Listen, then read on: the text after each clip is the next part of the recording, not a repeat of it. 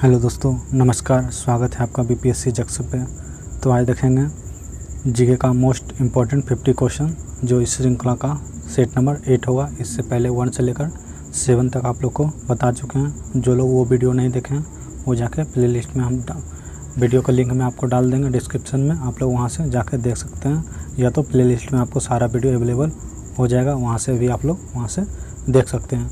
और चैनल को सब्सक्राइब कीजिए, बेल आइकन दबा लीजिए, उससे आपको नोटिफिकेशन मिलता रहेगा जब भी वीडियो अपलोड होगा। और वीडियो को लाइक और शेयर ज़रूर करें।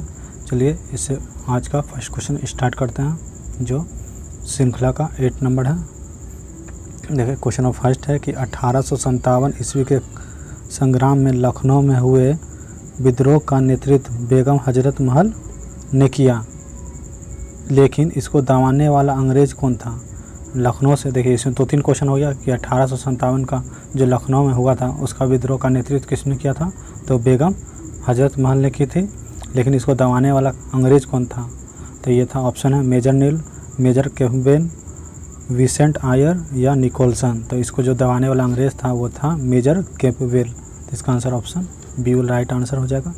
इसका एक्सप्लेनेशन देख लेते हैं थोड़ा सा। देखिए कि मेजर कैम्पबेल के द्वारा 1857 ईस्वी के द्वारा लखनऊ में विद्रोह को दबाया गया था। इस युद्ध का नेतृत्व भारतीय महिला बेगम हजरत महल व उसका पुत्र जो था वीरजीत कादिर द्वारा किया गया था, याद रखिएगा।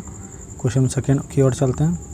क्वेश्चन नंबर सेकेंड है, देखिए कि साइमन आयोग को श्वेत कमीशन कहा जाता है। इसके गठन का उद्देश्य निम्नलिखित में से क्या था। श्वेत कमीशन का उद्देश्य क्या था गठन करने का। ऑप्शन है भारत को सत्ता हस्तांतरित के लिए, भारत शासन अधिनियम 1919 की समीक्षा के लिए, भारत शासन अधिनियम 1919 की समीक्षा के लिए, या उपयुक्त में से कोई नहीं।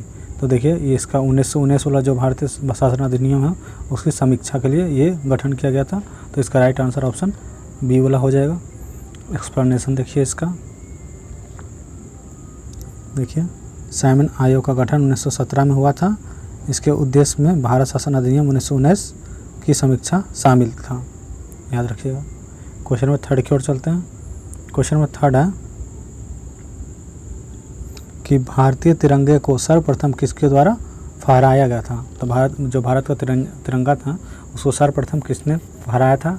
ऑप्शन है मोतीलाल नेहरू, पंडित जवाहरलाल नेहरू, सरदार वल्लभ भाई पटेल, या उपयुक्त में से कोई नहीं। तो देखिए भारतीय झंडा को जो सर्वप्रथम फहराए थे वो पंडित जवाहरलाल नेहरू फहराए थे। कब फहराए थे तो याद रखिए 31 दिसंबर 1929 को, जब लाहौर अधिवेशन की अध्यक्षता कर रहे थे पंडित जवाहरलाल नेहरू।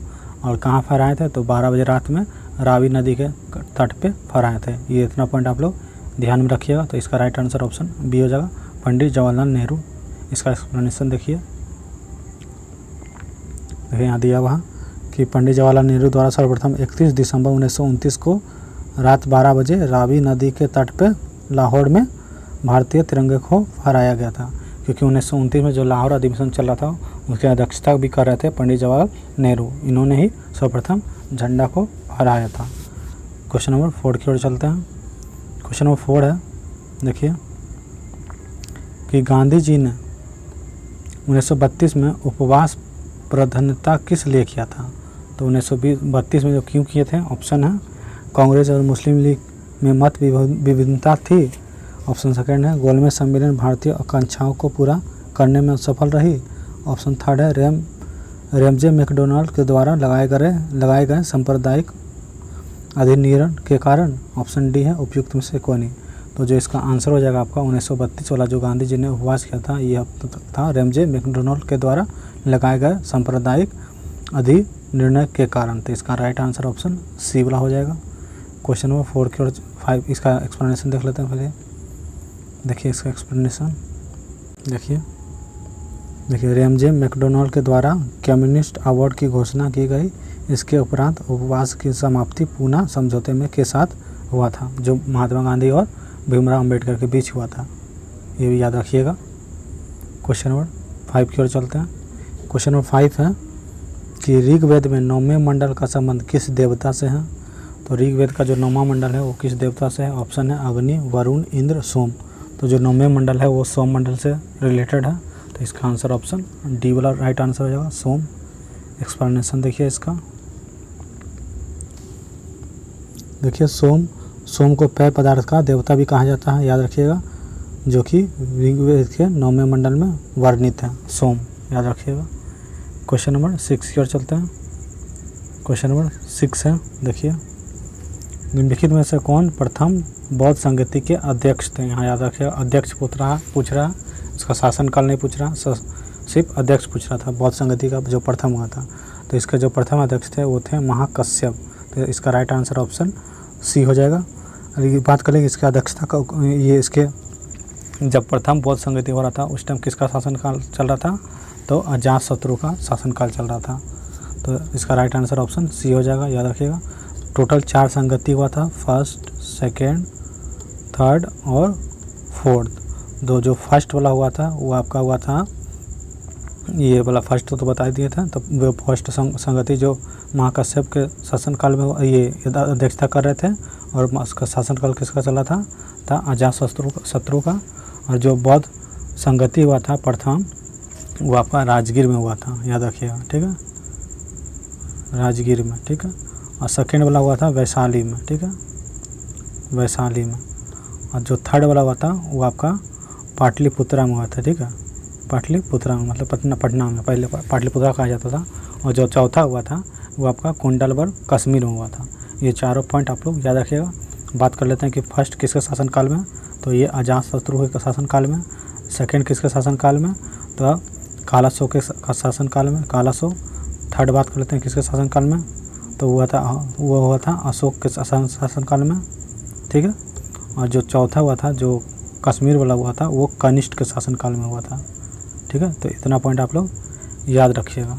चलिए इसका एक्सप्लेनेशन देखिए लेते हैं। देखिए यहाँ दिया हुआ है, देखिए महाकश्यप की अध्यक्षता में प्रथम बौद्ध संगति का आयोजन किया गया राजगीर में, किसके शासनकाल में, तो अभी बताए हैं अजातशत्रु के शासनकाल में। ये सारा पॉइंट आप लोग ध्यान में रखिएगा, इससे क्वेश्चन रिपीट होता है एग्जाम में, बीपीएससी में खास करके एग्जाम में ये सब रिलेटेड होता है, ये सब कुछ एग्जाम से। देखते हैं क्वेश्चन नंबर 7 कि अदीना मस्जिद का निर्माण किसके शासनकाल के दौरान किया गया था। तो अदीना मस्जिद का निर्माण जो है किस शासक द्वारा करवाया गया था, किस शासक के द्वारा कराया गया था। ऑप्शन है गयासुद्दीन अहमद शाह, सुल्तान सिकंदर, अलाउद्दीन हुसैन शाह, या उपयुक्त में से कोई नहीं। तो जो अदीना मस्जिद है ये सुल्तान सिकंदर के द्वारा करवाया गया था। तो इसका answer option B right answer होगा। देखिए यहाँ दिया हुआ अदीना मस्जिद का निर्माण सुल्तान सिकंदर द्वारा पांडुआ मतलब बंगाल में कराया गया था। पांडुआ कहाँ है, तो बंगाल में। क्वेश्चन नंबर 8 की ओर चलते हैं। क्वेश्चन नंबर 8 है कि अबुल हसन नामक चित्रकार किस शासक का दरबारी था। जो ये अबुल हसन था वो किस चित्रकार का शासक का दरबारी था। ऑप्शन है अकबर, शाहजहाँ, जहांगीर, या उपयुक्त में से कोई नहीं। तो देखिए ये थे जहांगीर के शासनकाल में। तो इसका answer option C right answer होगा, जहांगीर। एक्सप्लेनेशन देखिए इसका, जहांगीर के शासनकाल के समय अबुल हसन, बिस्नदा, मनोहरदास इत्यादि प्रमुख जो थे वो दरबारी कवि थे, दरबारी चित्रकार थे किसके, तो जहांगीर के। क्वेश्चन नंबर 9 की ओर चलते हैं। क्वेश्चन नंबर 9 है कि टी शब्द किस खेल से जुड़ा हुआ था। इजी क्वेश्चन है कि टी शब्द किस खेल से जुड़ा हुआ। ऑप्शन है कबड्डी, वॉलीबॉल, गोल्फ या स्नूकर। तो जो टी शब्द है वो गोल्फ से जुड़ा हुआ, तो इसका राइट आंसर ऑप्शन सी वाला हो जाएगा। इसमें एक्सप्लेनेशन कुछ खास नहीं है, यही टी शब्द गोल्फ से संबंधित है बस। क्वेश्चन नंबर 10 की ओर चलते हैं। क्वेश्चन नंबर 10 है कि दुर्गापुर इस्पात संयंत्र किस देश की सहायता से स्थापित किया गया था। तो जो ये दुर्गापुर वाला था ये किस देश की सहायता से स्थापित किया गया था। तो ये किया गया था आपका, ऑप्शन है जर्मनी, जापान, रूस और ब्रिटेन। तो ये किया गया था रूस की सहायता से दुर्गापुर इस्पात संयंत्र की स्थापना। इसका एक्सप्लेनेशन देखिए, बाकी तीनों की भी बात कर लेते हैं, जर्मनी, जापान और रूस का। देखिए जो भिलाई संयंत्र है जो कि छत्तीसगढ़ में है, ये सोवियत संघ के रूस की सहायता से बनाया गया है। राउरकेला तो जो कि ओडिशा में है, ये जर्मनी की सहायता से बनाया गया है। और बोकारो जो कि झारखंड में है, ये सोवियत संघ रूस की सहायता से बनाया गया है। और दुर्गापुर तो जस्ट अभी बताया ये ब्रिटेन की सहायता से बनाया गया है। तो ये सब सारा पॉइंट को ध्यान में रखिएगा आप लोग। क्वेश्चन नंबर 11 की ओर चलते हैं। क्वेश्चन नंबर 11 है, निम्नलिखित युग्मों में से कौन सा सुमेलित नहीं है, तो कौन सा गलत है वो बताना है। ऑप्शन है धोलावीरा, कचकरण, कालीबंगा, लूनी नदी। ऑप्शन सी है राखी घाटी, घग्गड़। चौथा है रोपड़, सतलज। तो देखिए गलत, पहले सही देख लेते हैं कौन कौन सा है, गलत वाला बताना पहले सही देख लेते हैं। तो देखिए रोपड़ जो कि पंजाब में है, जो कि सतलज नदी के किनारे है, ये तो सही है। बात कर लेते हैं राखी घाटी, तो राखी घाटी ये आपका हरियाणा में है, जो कि घग्गड़ नदी के किनारे है, ये भी सही है। बात कर लेते हैं कालीबंगा, कालीबंगा राजस्थान, इससे रिलेटेड है घग्गड़ नदी, ना कि लूनी नदी, तो ये गलत हो जाएगा, हम लोग से गलत वाला पूछ रहा था। बाकी धोलावीरा जो कि गुजरात में है, जो कि कच्छ के रण में है, ये भी सही है। तो गलत वाला कौन हो जाएगा, ऑप्शन बी कालीबंगा, ये राजस्थान में है, लूनी नदी के नहीं घग्गड़ नदी के किनारे है, तो राइट आंसर इसका बी होगा।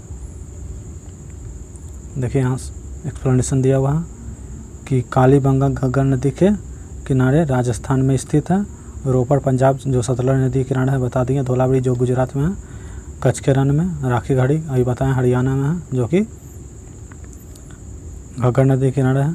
ये सब पॉइंट आप लोग याद रखिएगा। क्वेश्चन नंबर 12 की ओर चढ़ते हैं। क्वेश्चन नंबर 12 है कि किस उपनिषद में सभी आश्रम व्यवस्था का वर्णन मिलता है, तो किस उपनिषद में मिलता है, तो ये मिलता है जावलानुपनिषद में, तो इसका आंसर ऑप्शन डी हो जाएगा। ठीक है, ये इसका एक्सप्लेनेशन रहा, देख लीजिए एक बार, इसका आंसर ऑप्शन डी हो गया। क्वेश्चन नंबर 13 देखिए। क्वेश्चन नंबर 13 है कि महाराजा रणजीत सिंह के उत्तराधिकारी कौन बने थे, तो जब महाराजा रणजीत सिंह का मृत्यु हो गया था उसके बाद उनका उत्तराधिकारी कौन बना था। ऑप्शन है खग्गड़ सिंह, दिलीप सिंह, शेर सिंह, उपयुक्त में से कोई नहीं। तो जब उनका मृत्यु हो गया था उसके बाद जो उनका उत्तराधिकारी बने थे वो बने थे खड़क सिंह, तो इसका आंसर ऑप्शन ए वाला राइट आंसर हो जाएगा। देखिए 1839 ईस्वी में रणजीत सिंह की मृत्यु के बाद खग्गड़ सिंह को उत्तराधिकारी चुना गया था। क्वेश्चन नंबर 14 की ओर चलते हैं। क्वेश्चन नंबर 14 है कि ऐहोल अभिलेख का संबंध किस शासक से है। ऑप्शन है रुद्रदामन, समुद्रगुप्त, पुलकेशिन द्वितीय या स्कंदगुप्त। तो जो ऐहोल अभिलेख है उनका संबंध पुलकेशिन द्वितीय से है, तो राइट आंसर इसका सी वाला हो जाएगा। इसका एक्सप्लेनेशन देखिए कि ऐहोल अभिलेख का संबंध चालुक्य नरेश पुलकेशिन द्वितीय से है। इस अभिलेख में पुलकेशिन द्वितीय की विजय का वर्णन है। अभिलेख में पुलकेशिन द्वितीय के हाथों किसका पराजय हो जाता है, तो हर्षवर्धन की पराजय के बाद में इसका जानकारी मिलता है। क्वेश्चन नंबर 15 की ओर चलते हैं। क्वेश्चन नंबर 15 है कि भलवा 4 प्रवर्तक थे, किसके प्रवर्तक थे। ऑप्शन है अद्वैतवाद के, द्वैतवाद के, द्वैततावाद के या शुद्धता देवतावाद के। तो जो ये भलवा 4 थे वो आपका शुद्धता देवतावाद से थे, तो इसका आंसर ऑप्शन डी वाला हो जाएगा। देखिए इसका एक्सप्लेनेशन देख लेते हैं। देखिए यहाँ दिया हुआ सबका, इसको ये थोड़ा ध्यान में याद कर लीजिएगा, इससे भी क्वेश्चन आता है। क्वेश्चन नंबर 16 की ओर चलते हैं। क्वेश्चन नंबर 16 है कि मुगल शासक अकबर ने किस सिख गुरु से गोइंकतावाद जाकर भेंट की और उनकी पुत्री बीबी भानी को कुछ ज़मीन दिया। तो वो कौन सा मुगल अकबर जो था वो किस सिख गुरु को दिया था। ऑप्शन है गुरु अंगद देव, गुरु अमरदास, गुरु रामदास, गुरु अर्जुन देव। तो ये जो ज़मीन दिया था ये गुरु अमरदास को दिया था, जो सिख के तीसरे गुरु थे, तो इसका आंसर ऑप्शन बी वाला हो जाएगा राइट आंसर। देखिए सिख के तीसरे गुरु अमरदास से मुगल शासक अकबर ने गोइंकतावाद जाकर भेंट की और उसकी पुत्री बीबी भानी को कुछ ज़मीन उपहार दिया। अकबर ने गुरु रामदास को भी ज़मीन दिया था जो 500 बीघा था। इस ज़मीन पर उन्होंने क्या बसाया था, तो अमृतसर नगर का स्थापना करवाया था। कौन, तो गुरु रामदास ने, याद रखिएगा। क्वेश्चन नंबर 17 की ओर चलते हैं। क्वेश्चन नंबर 17 है कि पाइका विद्रोह का प्रमुख नेतृत्वकर्ता कौन था। ऑप्शन है गुरजन सिंह, सेवाराम, बखी जगबंधु, भगत जवाहर मल। तो जो यह पाइका विद्रोह का जो प्रमुख नेतृत्वकर्ता था वो था बखी जगबंधु, तो इस राइट आंसर इसका ऑप्शन सी होगा। देखिए इसका एक्सप्लेनेशन दिया हुआ यहाँ। यह उड़ीसा में स्थित ब्रिटिश ईस्ट इंडिया कंपनी के शासन के विरुद्ध विद्रोह था। पाइका विद्रोह जो है बख्शी जगबंधु द्वारा 1817 में शुरू हुआ था। डेट भी याद रखिएगा कब, 1817। ठीक है। क्वेश्चन नंबर 18 की ओर चलते हैं। क्वेश्चन नंबर 18 है मैचिंग करना है, सूची 1 को सूची 2 से मिलाना है। देखिए तुलबुल जो परियोजना है वो आपका झेलम नदी पर है। ठीक है। और ये आपका जो बगनिहाल जो है दर्रा, ये बगनिहाल परियोजना वो आपका चेनाब नदी पर है। उकाई जो परियोजना है वो ताप्ती नदी पे है। और जो जयकवाड़ी परियोजना है वो आपका गोदावरी नदी पे है। ठीक है। तो मिला लीजिए, 1 का 3 जाएगा, 2 का 1 जाएगा और फिर सी का 2 जाएगा। तो सी का 2, तो ऑप्शन सी वाला राइट आंसर इसका होगा। ठीक है। यहाँ दिया हुआ सबका वही सब मैचिंग ही दिया हुआ है। इसका चीना हो जाएगा, इसका ताप्ती हो जाएगा, तुलकुब का झेलम हो जाएगा और जयकवाड़ी का गोदावरी हो जाएगा। याद रखिएगा। क्वेश्चन नंबर 19 की ओर चलते हैं। क्वेश्चन नंबर 19 है कि प्रति व्यक्ति पर कैपिटा इनकम निकाला जाता है। कैसे निकाला जाता है, उसका फार्मूला क्या है पर कैपिटा इनकम निकालने के लिए? तो डायरेक्ट इसका फार्मूला याद रखिएगा कि पर कैपिटा इनकम मतलब प्रति व्यक्ति आय निकालने का फार्मूला होता है राष्ट्रीय आय डिवाइड जनसंख्या। ये राइट आंसर ऑप्शन बी वाला होगा।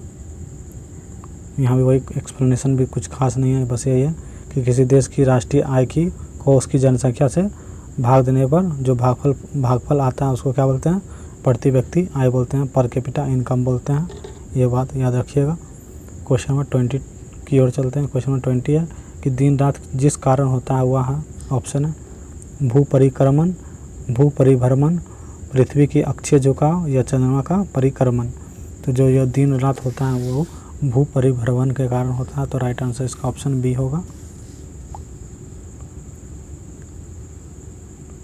देखिए एक्सप्लेनेशन कि पृथ्वी को अपने अक्ष के सापेक्ष पश्चिम से पूर्व दिशा की ओर घूमते हैं, जिसे पृथ्वी का घूर्णन गति कहा जाता है या परिभ्रमण भी कहलाता है। इसी भू परिभ्रमण के कारण दिन रात होता है जो क्वेश्चन में है।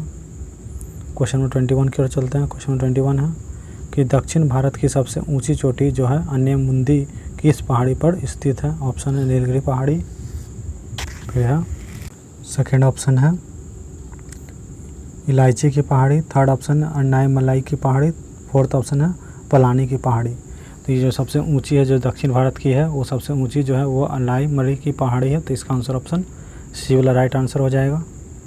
ध्यान रखिएगा। देखिए यहाँ एक्सप्लेनेशन दिया हुआ है कि दक्षिण भारत की जो सबसे ऊंची सर्वोच्च चोटी है वो अन्यमुंदी जो कि अन्नायमलाई की पहाड़ी पर स्थित है। उसकी ऊंचाई कितना है? तो 2696 मीटर है। ये भी याद रखिएगा। क्वेश्चन नंबर 22 की ओर चलते हैं। क्वेश्चन नंबर 22 है कि मेघालय के पठार को 3 भागों में बांटा गया है। पहला है गारो, दूसरा है खासी, तीसरा है जनजाति पहाड़ियाँ।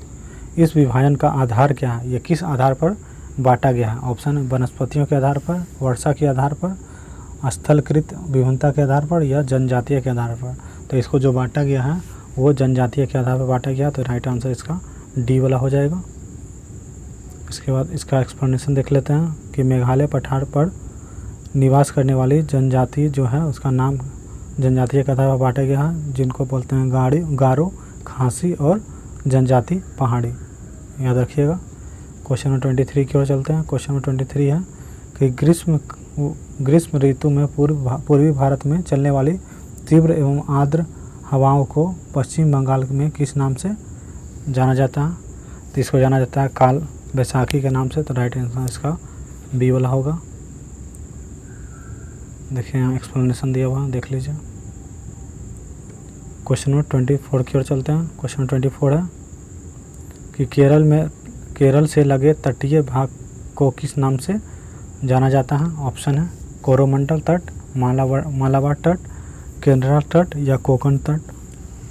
तो जो केरल से तट पे जो लगा हुआ है उसको मालाबार तट का कहते हैं, मालाबार तट। तो इसका राइट आंसर ऑप्शन बी वाला हो जाएगा। इसका एक्सप्लेनेशन देखिए कि भारत के पश्चिमी तट पर निम्न भागों को बांटा गया, जिसमें गुजरात के गोवा को तट को क्या बोलते हैं? कोकण बोलते हैं, कोकण तट। गोवा से जो मंगलूर जाता है उसके तट को केरला तट बोलते हैं। और जो मंगलूर से कन्याकुमारी जाता है उसको क्या बोलते हैं, मालाबार तट, जो कि केरल से लगा सटा हुआ है। क्वेश्चन नंबर 25 की ओर चलते हैं। क्वेश्चन नंबर 25 है कि बादामी क्रांति का संबंध किसके उत्पादन में वृद्धि से है। ऑप्शन है उर्वरक उत्पादन, फलों उत्पादन, मूंगफली उत्पादन या मसाला उत्पादन। तो जो ये बादामी क्रांति है वो मसाला उत्पादन से संबंधित है, तो राइट इसका आंसर डी हो जाएगा। देखिए यहाँ दिया हुआ एक्सप्लेनेशन कि बादामी जो क्रांति है वो मसाला उत्पादन से है। क्वेश्चन नंबर 26 देख लेते हैं। क्वेश्चन नंबर 26 है कि 2011 की जनसंख्या की रिपोर्ट के अनुसार भारत का सर्वाधिक जनसंख्या घनत्व वाला राज्य कौन सा है। ऑप्शन है बिहार, पश्चिम बंगाल, केरल, उत्तर प्रदेश। तो जो सबसे अधिक जनसंख्या घनत्व वाला राज्य है वो बिहार है। इसका कितना जनसंख्या है, तो 1106 है। ठीक है, तो राइट आंसर इसका ये हो जाएगा बिहार। बात कर लेते हैं पश्चिम बंगाल का कितना है, तो पश्चिम बंगाल का 1028 है। ठीक है, याद रखिएगा। बात कर लेते हैं यूपी और केरल का कितना है, तो देखिए एक्सप्लेनेशन में बता देते हैं आप लोगों को कितना यूपी का और केरल का। तो केरल का 860 है और यूपी का 829 है। बाकी तो बिहार का बता देंगे 1106 और पश्चिम बंगाल का 1028, याद रखिएगा। क्वेश्चन नंबर 27 की ओर चलते हैं। क्वेश्चन नंबर 27 है कि अंडमान निकोबार द्वीप समूह में किस प्रकार के वन पाए जाते हैं। ऑप्शन है पर्णपाती वन, सदाबहार वन, शंकुधारी वन या ए और सी दोनों। तो देखिए जो अंडमान निकोबार द्वीप समूह में वो सिर्फ सदाबहार वन पाए जाते हैं, तो राइट आंसर इसका ऑप्शन बी होगा, सदाबहार वन। देखिए यहाँ एक्सप्लेनेशन दिया हुआ वही चीज़ लिखा हुआ यहाँ देखिए। क्वेश्चन नंबर 28 की ओर चलते हैं। क्वेश्चन नंबर 28 है कि भारत में सुनामी वार्निंग सेंटर कहाँ स्थित है। ऑप्शन है उड़ीसा, केरल, तमिलनाडु, हैदराबाद।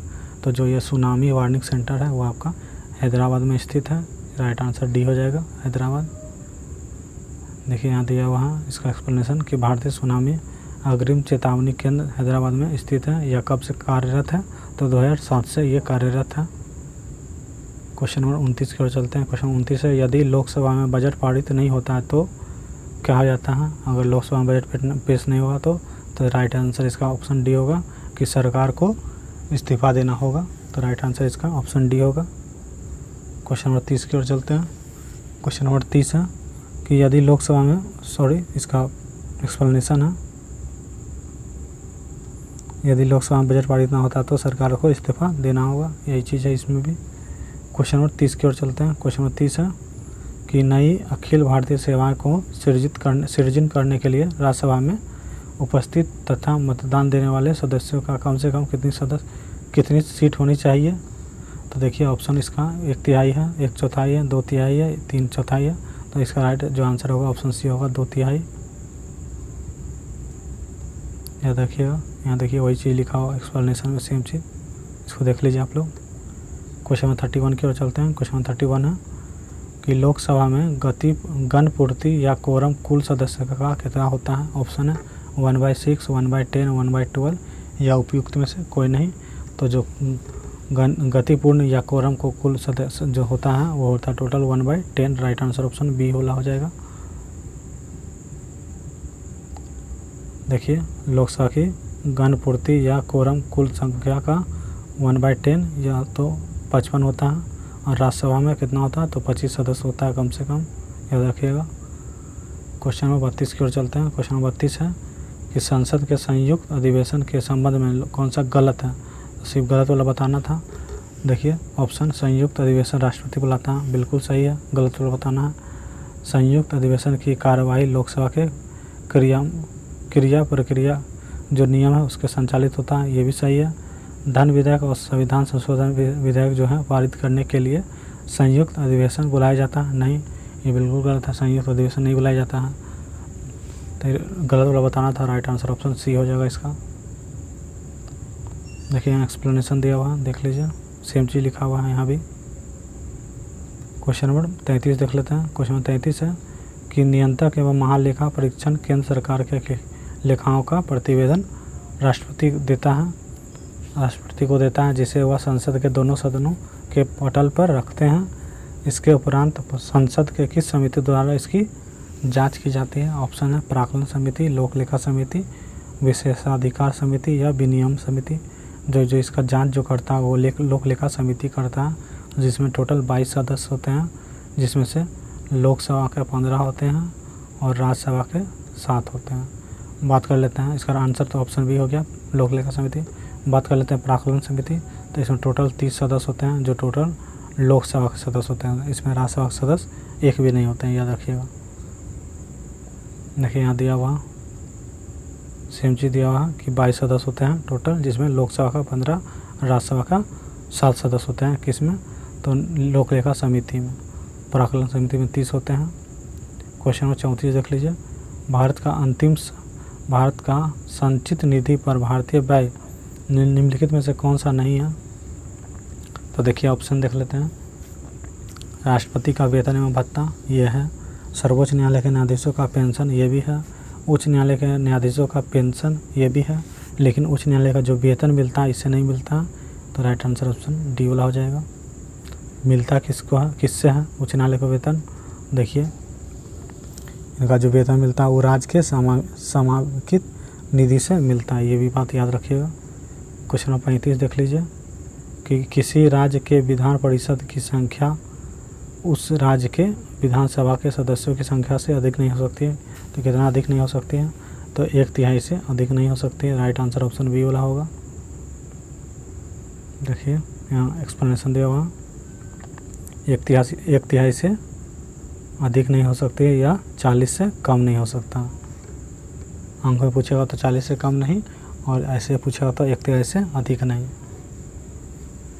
क्वेश्चन नंबर 36 देख लीजिए कि निम्नलिखित में से कौन सा सुमेलित गलत है वो बताना है। डोबर्नियर तिर्यक नियम ये बिल्कुल सही है, गलत वो बताना।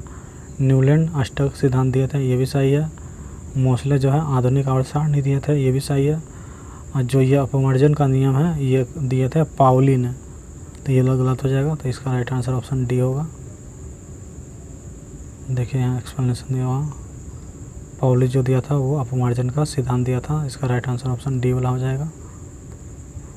क्वेश्चन नंबर 37 देखिए कि निम्नलिखित में से कौन सा सही है, बताना कौन सा कथन सही है। ऑप्शन फर्स्ट कथन में है कि फ्यूज को सदैव परिपथ में जो है समांतर क्रम में जोड़ा जाता है, नहीं गलत है, इसको श्रेणी क्रम में जोड़ते हैं। फ्यूज का जो तार है उसको किससे बनता है? तो तांबा और टीन से, नहीं ये भी गलत है, इसको बनता है शीशा और टीन से। तो दोनों गलत है। इसका आंसर ऑप्शन डी वाला हो जाएगा, उपयुक्त में से कोई नहीं। ठीक है, इसका एक्सप्लेनेशन मालूम चल गया आपको कि श्रेणी क्रम में इसको जोड़ते हैं फ्यूज के तार को। इसका जो मिश्रण धातु होता है फ्यूज के तार का वो आपका शीशा और टीन का होता है। क्वेश्चन नंबर 38 देखिए। क्वेश्चन नंबर 38 है कि ए बी रक्त समूह में है क्या है? तो इसमें एंटीबॉडी नहीं होता। तो राइट आंसर इसका बी हो जाएगा, इसमें एंटीबॉडी नहीं होता। देखिए यहाँ एक्सप्लेनेशन दिया हुआ, इसमें भी एंटीबॉडी नहीं होता है। क्वेश्चन नंबर 39 की ओर चलते हैं। क्वेश्चन 39 है कि प्रिज्म से गुजरने पर सूर्य के प्रकाश की किरणें विभिन्न रंग में बढ़ जाता है, क्यों बढ़ जाता है? तो प्रिज्म के दोनों सतहों में किरणों का जो होता है वो विचलन हो जाता है, इसी कारण वो साधारण में बिखर जाता है। तो राइट आंसर इसका बी हो जाएगा। देखिए इसका एक्सप्लेनेशन दिया हुआ यहाँ पे, देख लीजिए।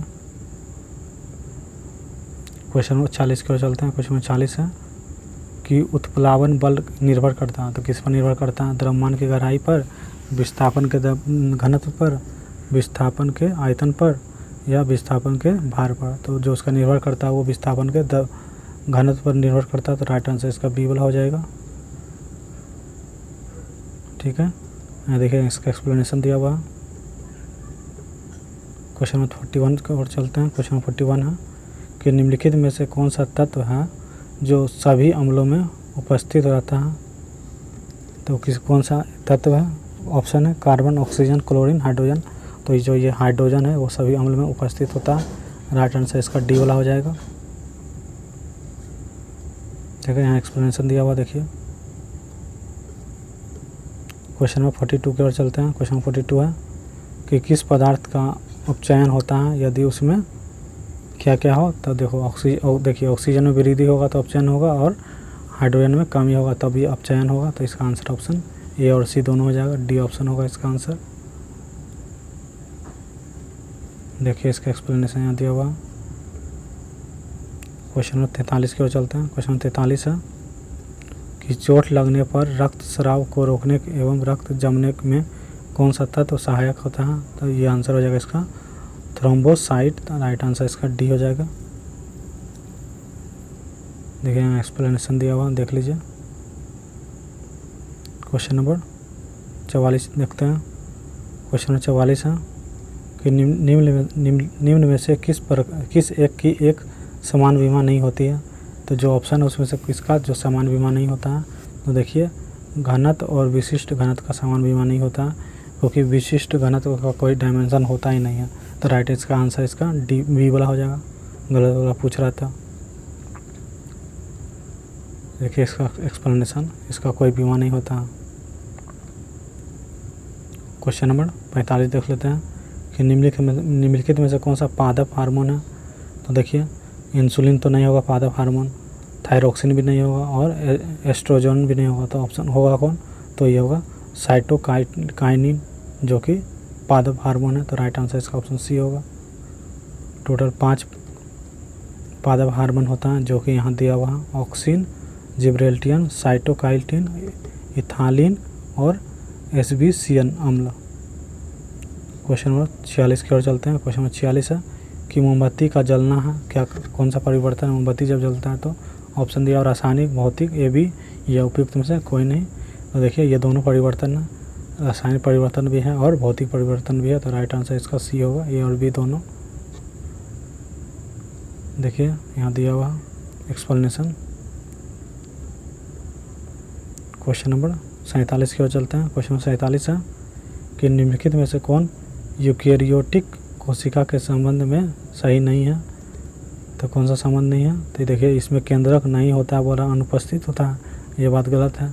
इसमें तो होता है केंद्रक। तो इसका राइट आंसर सी होगा। देखिए यहाँ दिया एक्सप्लेनेशन, सेम चीज़ दिया हो, यहाँ पढ़ लीजिए इसको एक बार। क्वेश्चन नंबर 48 देखिए कि निम्नलिखित कथनों पर विचार कीजिए। कार्य का मात्रक जूल होता है, सही है। शक्ति का मात्रक वाट होता है, सही है। ऊर्जा का मात्रक न्यूटन, नहीं, ऊर्जा का मात्रक जूल होता है। और न्यूटन किसका मात्रक होता है? तो बल का। तो सही वाला बताना था, 1 और 2 सही होगा केवल। नहीं, इस उपयुक्त में से कौन सा गलत बताना है? तो गलत कौन सा हो जाएगा? उपयुक्त ऑप्शन 3 वाला गलत हो जाएगा। राइट आंसर सी होगा। देखिए यहाँ एक्सप्लेनेशन दिया हुआ, सेम चीज़ यहाँ जो बात हम बोले वहाँ दिया हुआ। क्वेश्चन 49 देख लीजिए, सॉरी। निम्नलिखित में से कौन सा रुधिर का कार्य नहीं है? तो जल का असंतुलन, ये रुधिर का काम नहीं है। संतुलन होता तो आंसर हो सकता था, लेकिन यहाँ बोल रहा असंतुलन, इसका कोई कार्य नहीं है। तो राइट आंसर ऑप्शन सी वाला होगा। यहाँ देखिए एक्सप्लेनेशन दिया हुआ। आज का लास्ट क्वेश्चन है 50 नंबर कि ब्रोंकाइटिस रोग जो है शरीर के किस अंग को प्रभावित करता है? ब्रोंकाइटिस रोग जो है शरीर को किस अंग को प्रभावित करता है? तो ये फेफड़ा को प्रभावित करता है। और निमोनिया भी जो है वो फेफड़ा को प्रभावित करता है। टीबी जो है वो भी फेफड़ा को प्रभावित करता है। इसका एक्सप्लेनेशन देख लीजिए थोड़ा सा। देखिए यहाँ कि फेफड़ा जो है वो कौन कौन प्रभावित करता है? तो ब्रोंकाइटिस, निमोनिया, टीबी आदि को प्रभावित करता है। ये था जीके का मोस्ट 50 इम्पॉर्टेंट क्वेश्चन जो इस श्रृंखला का 8 था। इससे पहले 7 तक आप लोग को बता चुके थे। ये था सेट नंबर 8। इसके बाद आप लोग से मिलेंगे सेट नंबर 9 लेकर। जो लोग इस चैनल पर नए हैं चैनल को सब्सक्राइब कर लीजिए और बेल आइकन को दबा लीजिए, उससे नोटिफिकेशन आपको मिलता रहेगा। और वीडियो को लाइक और शेयर ज़रूर करें। मिलते हैं नेक्स्ट वीडियो में। धन्यवाद।